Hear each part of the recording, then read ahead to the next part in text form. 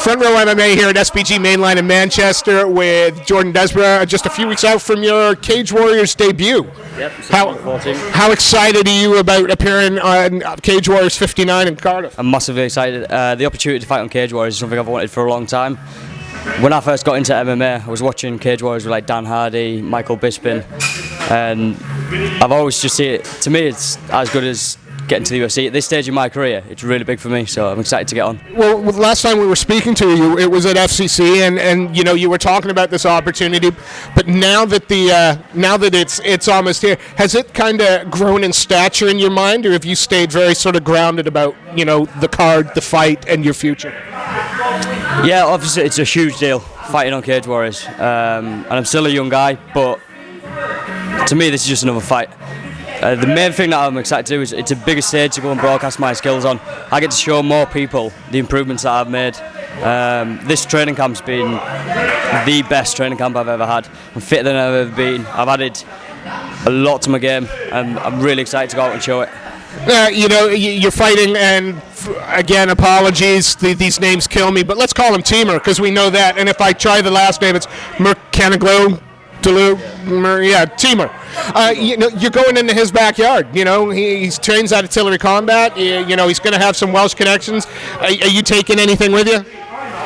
Yeah, I've got some fans coming down, but it's not going to be anywhere near as much as he's got. Obviously, we've been in Cardiff. I think he trains out the same gym as Martin McDonough, and McDonough's in the bantamweight tournament that night, so he's going to have a lot of support there. But that doesn't bother me. You know, he's, according to Sherdog, he's undefeated. I think he's 3-0 or 4-0 at the moment, but it doesn't seem like he's fought for a little while. Have you managed to do any research on him, or is that, do you not bother with sort of researching the opponent, you focus on yourself? Normally when I've had fights in the past, I've really taken the time to watch footage on them, and it's affected me when I fought, because I've been like, right, this guy's good on the floor, I know he's good at this submission, right, watch out for that. This fight, I looked a bit at the videos on the start. There's quite a lot of videos of him out there. I watched quite a lot of his videos maybe 6 weeks ago. I haven't really looked at them since. To me, this fight, for me, is just me going out there and doing my thing now. I could be fighting anyone on the night. He could pull out, I could fight anyone. This is about me, this fight now. Well, what challenges does he bring to the table? He's awfully, I mean, you know, again, on Sherdog, he's a lightweight. That's 20 pounds outside the weight class you're fighting at. What does he bring to the table physically? Well, he's a really powerful striker, really good boxing. I think his boxing coach is Gavin Rees, the former world champion boxer. But all three of his wins are by submission, so he's a really, really well-rounded guy. But fighting a guy who used to fight at lightweight, my first 6 pro fights were at lightweight. I fought Brendan Loughlin, Tim Close, fought pretty big lightweights and done okay with them as well. So he's got weighing at 135, and I'm going to weigh in at 135, and we'll go from there. You said it's been the best training camp you've had for a while. Is there anything you've done a little bit differently? Was there anything you've mixed up or added to make the difference? I'm just getting more experience with my training camps now. This is the third one that I've done out of SBG. Weight-wise, my weight's perfect. I'm higher than I normally am, but I feel a lot better. I know I'm going to make. I know I can make bantamweight now. My last fight was the first time I'd ever made bantamweight, and the whole training camp I was just worrying about getting my weight low.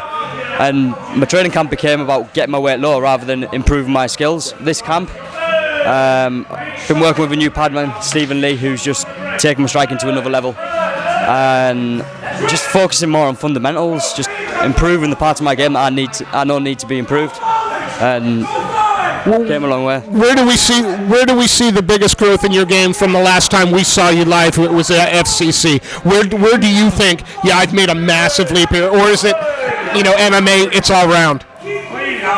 My striking's came a long way since that fight. In all my fights, where I was training back home was basically it was a jiu-jitsu club. We used to go down, put some mats on the floor. I was training like 3 hours a week, rolling jiu-jitsu, and it was a stereotypical get in, do press-ups, do sit-ups, maybe get like an hour and a half rolling in. That's from the first 6 pro fights. I'd never actually been coaching stand-up. I started to do a bit for my last fight against Conrad, and this fight, my striking's just improved a hell of a lot. I've actually got striking now, and I'm excited to go. I want stand in this fight to show it off. Yeah. You know, SBG. This is gonna sound like a really cheesy anatomy, but they're kind of like the little engine that could of UK MMA. They've been around forever and been perhaps a little bit underappreciated for all of the skills they've got. How did you find this gym? And you know, so you must have had a choice. There's plenty of places you could have gone. Why SBG? Obviously in Manchester there's Predators, there's the MMA shooter, there's loads of places.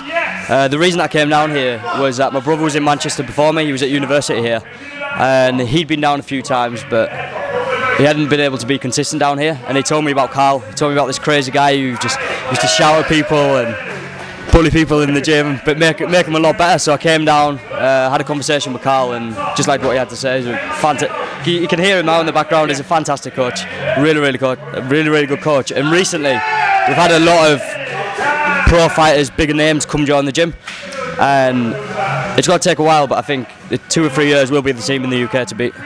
You're certainly on your way. I mean, again, at the local shows and at the bigger shows, Cage Warriors, Bama, you know, you guys are everywhere.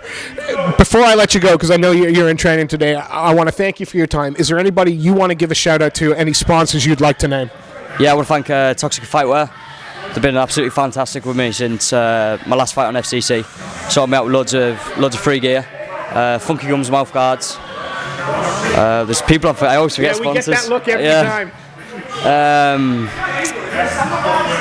Smuggling G&F supplements. Excellent. Yeah, they've helped me out a lot. This is the first time I've ever had a supplement sponsor for a camp, and I think that's helped me with my weight a lot. And I always say, and finally, but one more thing. You say your fans come with you and they make some noise. Sum up what they can expect for this fight. What are you gonna give to them? The best performance of my career, by far.